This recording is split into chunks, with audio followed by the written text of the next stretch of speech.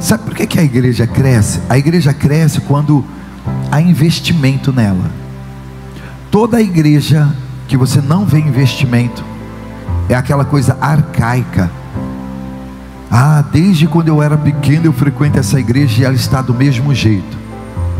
Isso significa que a igreja não cresce e o pastor não cresce também. E se ela não cresceu, não desenvolveu, é porque o pastor não fez questão de investir naquele lugar. Porque oferta entra, dízimo entra. O pastor só não faz nada se ele não quiser. Consegue compreender? Não existe igreja pequena, existe pastores sem visão. Quando o pastor não tem visão, a igreja fica pequena, ela não evolui. Em nome de Jesus, nós vamos colocar o nosso telão de LED. Ai bispo, mas esse telão está tão bom. Não, esse telão vai lá para Santana, porque nós vamos arrumar um galpão enorme lá em Santana também. Vamos levar o telão para lá, vamos levar os projetores, e aqui nós vamos ter o nosso telão de LED. Amém? Em nome de Jesus.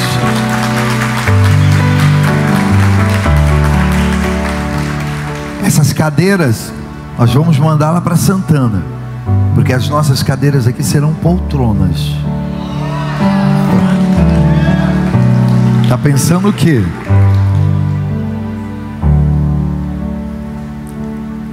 Bispo, para que isso? Para que você se sinta estimulado em ajudar, em fazer parte.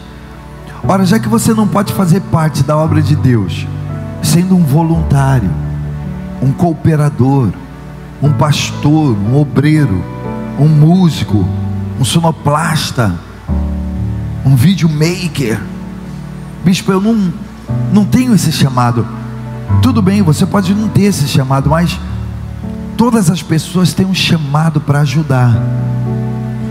Então isso é para criar possibilidades de você mostrar o que você tem no seu coração, porque não existe nada melhor do que você estender a mão e ajudar numa obra social, ajudar numa igreja, ajudar uma pessoa carente. Até por esse motivo que a palavra diz: olha, se você puder fazer o bem hoje, então faça o bem. Trate bem os seus filhos, trate bem a sua esposa, trate bem o seu marido. Enfim, faça o bem, para que o Espírito Santo ele possa te socorrer no momento da adversidade. Amém? Eu quero fazer uma oração nesse exato momento por todas as pessoas que têm contribuído com essa obra, têm ajudado esse ministério através dos seus dízimos, das suas ofertas. A nossa igreja é uma igreja que parece ser grande, tanto que já tem um pessoal querendo fazer um outro evento aqui na nossa igreja. Eles acham que a gente é gigante, mano. Eles olham pra gente assim e falam assim: esse bispo deve ser rico. Se eu mostrar para você a minha conta bancária, você vai ficar com dó e vai depositar alguma coisa lá. Mas eles já olham para nós e veem a gente como leão, gigante. A maioria dessas outras igrejas olham para a gente e falam: só tem rico na sua igreja. Nós, aleluia, nós somos ricos do poder de Deus. Nós é rico do poder de Deus. Amém, gente? E deixa eles achar que a gente é rico mesmo. Eles já estão profetizando o nosso futuro. E sempre é assim para aqueles que escolhem caminhar embaixo da graça. Bispo, eu escolhi caminhar embaixo de uma promessa. Fé é você acreditar na palavra. Fé é posicionamento. Fé é você querer caminhar segundo a palavra de Deus. E quando você caminha segundo a palavra de Deus, você nunca é decepcionado. E não é somente no tocante à vida financeira, somente, se você trouxer o seu dízimo, você vai prosperar, você vai crescer. Não é somente no dízimo, é em todos os sentidos. Em relação à cura também, bispo, eu estou desenganado, foi detectado em mim um câncer, um tumor, eu estou vivendo os piores momentos da minha vida, eu tenho diabetes, eu tenho leucemia, eu tenho asma, eu tenho câncer. Não importa, a fé, ela move montanhas. A fé não é você olhar o natural, a fé é você ter a capacidade de enxergar além da nossa visão, do nosso cenário, do deserto que você está atravessando. Você está entendendo? Então, por isso que fé é aquela coisa que é subjetiva. Fé é de cada um de nós. Uns têm fé para comer carne, outros têm fé para comer legumes. Não critique quem tem fé de comer carne, e não critique quem tem fé de comer legumes. É uma questão de posicionamento, de escolha. Não, eu escolhi acreditar na palavra, eu escolhi acreditar nas promessas. E se você escolhe acreditar nas promessas, você vive coisas que está além da curva. Você vive coisas que um ser natural, uma pessoa comum, ela não vive. Por quê? Porque Deus, ele sempre vai fazer o sobrenatural na sua vida. Por exemplo, uma pessoa que decidiu, escolheu, resolveu ser dizimista, ela vai viver aquilo que uma pessoa que não é dizimista vive. Não é nem questão de quantidade, de valores. Eu vou viver uma vida bacana porque eu ganho bem. Não, existe um monte de pessoas que ganham bem e elas não vivem uma vida extraordinária. Elas vivem uma vida ordinária, cheia de dívidas. O dinheiro passa na mão delas e some, desaparece. Mas aí que está o milagre: você confiar em Deus, você ser justo, ser verdadeiro e ser fiel, porque Deus, ele faz nas nossas vidas aquilo que está além da imaginação. Por exemplo, quantos são os dizimistas aqui na igreja que às vezes o dízimo é pouquinho, eles ganham um salário, ganham 2 salários, mas acontece o fenômeno da multiplicação, do milagre. Por quê? Porque mesmo ganhando pouco, a gente vê que aquelas pessoas, elas conseguem fazer tanto, que a gente assemelha esse fato àquilo que aconteceu lá no deserto, que havia um rapaz que tinha somente 5 pães e 2 peixinhos, e aquele rapaz, ele chega e coloca aquilo que ele tem, aquela provisão que ele tem, nas mãos de Jesus. Ora, eu duvido que ali naquele cenário onde havia mais de 5.000 homens, fora mulheres e crianças, eu duvido que não havia pessoas ali que tinham provisão também, que não pensaram: não, eu vou sair de casa, então eu tenho que levar um leite para o meu filho, eu tenho que levar um pão para o outro, eu tenho que levar um azeite, eu tenho que levar um ovo, não sei. Mas Deus, ele faz o incomum, o sobrenatural, somente na vida daquelas pessoas que creem. Se você não crê, você vai viver uma vida ordinária, você nunca vai experimentar o sobrenatural de Deus, porque o sobrenatural nós somente experimentamos quando nós nos colocamos em risco. A fé às vezes nos leva a correr riscos, passar por momentos difíceis. Então aquele rapaz foi o único que, quando Jesus perguntou: o que vocês têm aí? Ele disse: eu tenho 5 pães e 2 peixes. Aí Jesus disse: trazei-o aqui. Aí pegaram aquele pão, aquele peixe, levaram até Jesus. E como eu disse de manhã, Jesus não fez assim, olha, estralou o dedo, fez uma mágica e 12 cestos se encheram de pão. Não é assim que funciona. O milagre é algo impactante, gente, porque Jesus pega aquele pão e pega aqueles peixes e ele começa a tirar pedaços, e ele vai dando pedaço para as pessoas que estão ali, e era um pão. E o interessante é que aquele pão não acabava.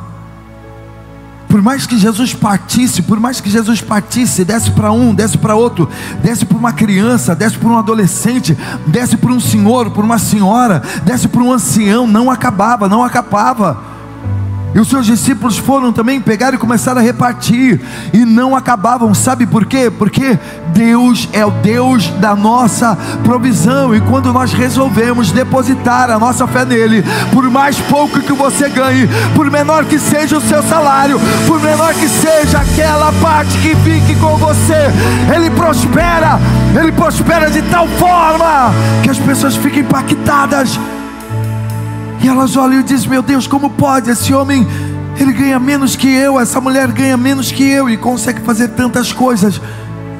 Porque é justamente aí que entra um milagre, que entra a mão de Deus. Deus, Ele não depende daquilo que você tem, daquilo que você faz, de quem você é. Deus não depende das suas origens, de onde você nasceu, da sua genealogia, de quanto você tem. Deus, Ele não depende de nada disso. Deus, Ele só precisa que você tenha fé, que você deposite a sua fé nele, que você confie nele, porque se você confiar nele, então Ele faz o milagre acontecer, o milagre da provisão, o milagre da prosperidade, o milagre da multiplicação. Ele faz, Ele pode, porque Ele é Deus. Ele é Deus. Então, além dele multiplicar o pão, Ele também é abordado por Pedro, e Pedro chega para ele e diz: Senhor, aqueles homens ali estão nos cobrando impostos. Porque os fariseus chegaram para Pedro e disseram assim: Pedro, vem cá, o seu mestre não paga impostos? E Pedro chega e se adianta e diz: não, ele paga impostos. Então cadê o dinheiro? Ele vai lá pedir para Jesus.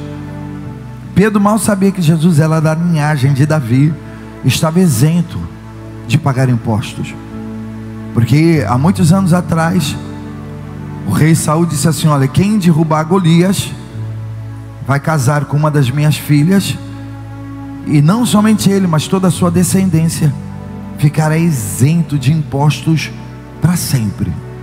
E Jesus fazia parte da descendência de Davi, então ele não precisava pagar impostos. Mas aí Pedro chega para ele e fala assim: olha, eles estão cobrando, e agora? Aí Jesus olha para ele e fala assim: Pedro, você vai tirar o dinheiro para você pagar esse imposto da onde você menos imagina, porque é assim que Deus age, da onde você menos imagina, da onde você menos espera, Ele traz provisão para você. Ele fala para Pedro: Pedro, olha, você vai pegar um anzol, vai lá na beirada do rio, vai lançar o seu anzol e vai ficar ali, vai ficar ali esperando. Não mais que de repente você vai pegar um peixe, você vai abrir aquele peixe, e dentro dele você vai encontrar um estáter, e você vai pagar o meu imposto e o seu imposto. Olha que coisa fantástica. E por que isso acontece? Porque Ele é o Deus de toda provisão. Então quando a palavra diz assim: olha, não temas, eu cuido de você, eu sou a sua provisão, eu sou o seu consolo, eu sou o seu governo, eu bem sei os pensamentos que tenho para convosco, pensamentos de paz e não de guerra, pensamentos de vida e não de morte. É porque realmente Ele cuida de nós. Veja, eu não sei como está a sua situação financeira, eu não sei se você está devendo, eu não sei se você está em crise, eu não sei se você está desempregado, eu não sei se você está ganhando pouco, mas a partir do momento que você resolve, decide, escolhe depositar a sua fé, a sua confiança na palavra, Ele se torna a sua provisão. Ele cuida de você. É como Davi disse: fui moço e agora sou velho, mas eu nunca vi um justo desamparado e mendigando pão. Ele olha para os seus discípulos e diz: olha, olhe para os lírios do campo, eles não semeiam e nem ceivam, mas contudo nenhum deles conseguiu produzir tanta erva, tantas flores como Salomão. Nem Salomão se vestiu como os lírios do campo. Olha só as aves do céu, que também não trabalham, não ajuntam em celeiros e nem plantam, todavia você não vai ver nunca, jamais, um pássaro caído no chão por causa de fome, porque eu cuido deles. Nunca não cuidarei muito mais de vós, homens de pequena fé. Sabe, gente, então o ato de você colocar o seu dízimo, a sua oferta nas mãos de Deus é um ato de fé, meu. Porque você poderia fazer tantas coisas com esse recurso. Aliás, o que não falta são pessoas para te dar inspirações para aquilo que você deveria fazer com esse recurso. Porque dízimo hoje não é uma obrigação. No Velho Testamento, pelo fato do povo ter deixado de dar dízimo na casa do tesouro, então foi praticamente obrigado o povo dar. Não, se você não der, o destruidor, o cortador, o migrador vai destruir a sua vida. Mas tem um monte de gente que nem frequenta a igreja, não dá dízimo e prospera, não é verdade? Tem um monte. Gente, o que mais tem são pessoas ricas que não frequentam a igreja. É impressionante. Mas elas são ricas. Elas são. Repete comigo, me ajuda a pregar aí. Elas são ricas. Diz para a pessoa que está do seu lado: elas são ricas. Elas são ricas. Elas têm dinheiro. Elas têm dólar. Elas têm ações. Elas têm ouro. Então elas são ricas. Elas têm carro. Elas têm casa. Elas têm edifício. Mas elas não têm paz. Nós podemos não ser ricos, mas nós temos prosperidade. Sabe o que é prosperidade? Prosperidade é diferente de riqueza. Prosperidade é o suficiente. Prosperidade é aquilo que nos mantém. Prosperidade é aquilo que não nos rouba a paz. Prosperidade é aquilo que não nos falta. Prosperidade é paz, amor, harmonia e alegria e gozo no Espírito Santo. Prosperidade é você viver em paz na sua alma. É você ir para baixo e para cima sem se preocupar, sem se envergonhar. Isso é prosperidade. E é justamente isso que o Pai, Ele promete nos dar. Então eu quero nesse exato momento, como ministro da palavra de Deus, abençoar todos os dízimos, todas as ofertas. Me dá aqui, em nome de Jesus. Nossa, eita Deus Pai, nosso Senhor Salvador Jesus Cristo, que sacola magra, meu Pai.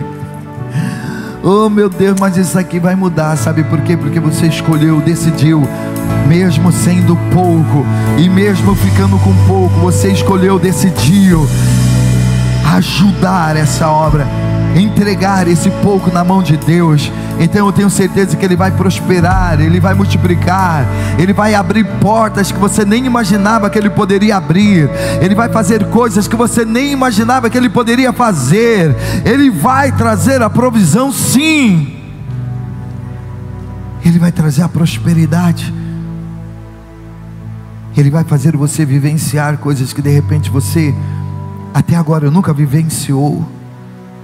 Mesmo sendo pouco, aquilo que está na sua mão vai multiplicar 1000 vezes mais. E você vai ver isso, você vai ver esse milagre, porque Deus é o Deus que faz milagres, milagres de multiplicação, milagres de abrir portas, liberar destinos e abençoar a sua vida em nome do Senhor Jesus.